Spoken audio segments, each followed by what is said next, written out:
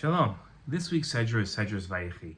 In this week's Torah portion, there is a distinct contrast drawn between the land of Israel and the land of Egypt. This is a fascinating distinction because it takes place hundreds of years before the Jewish people's conquest of the land of Israel. Yaakov had been living in Egypt for years, and as death was imminent, his request to be buried in the land of Israel left a lesson for his descendants. We learn in the Torah portion, when the time approached for Yisrael, meaning Yaakov, to die, he summoned his son Yosef and said to him, "Do me this favor, place your hand under my thigh as a pledge of your steadfast loyalty.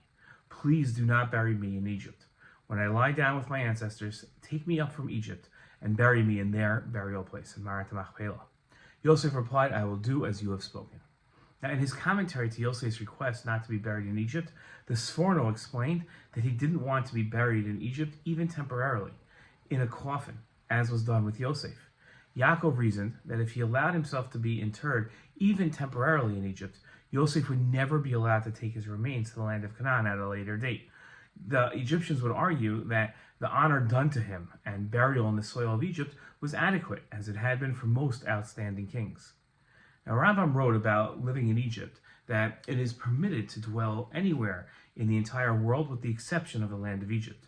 Its territory includes a square of 400 parsa by 400 parsa from the Mediterranean Sea proceeding westward, bordering on the land of Cush and the desert. It's forbidden to dwell in this entire territory. In 3 places, the Rambam wrote, the Torah warned against returning to Egypt. The first is in Shmos, where it says, "You shall never see them again forever."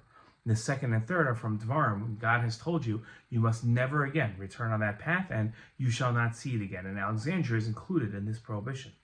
It's permitted to return to Egypt for the purposes of trade and commerce, the Rambam wrote, and to pass through while conquering other nations. The prohibition consists of settling in Egypt. Now, in contrast to living in Egypt, the Rambam wrote about living in the land of Israel. And he said that great sages would kiss the borders of Eretz Yisrael, kiss its stones and roll in its dust. Even one who just walks 4 cubits in Israel will merit the world to come, and one who's buried there receives atonement as if the place in which he's buried is an altar of atonement, like in the base of Mikdash. There's no comparison between the merit of a person who lives in Eretz Yisrael and ultimately is buried there, and one whose body is brought there after his death.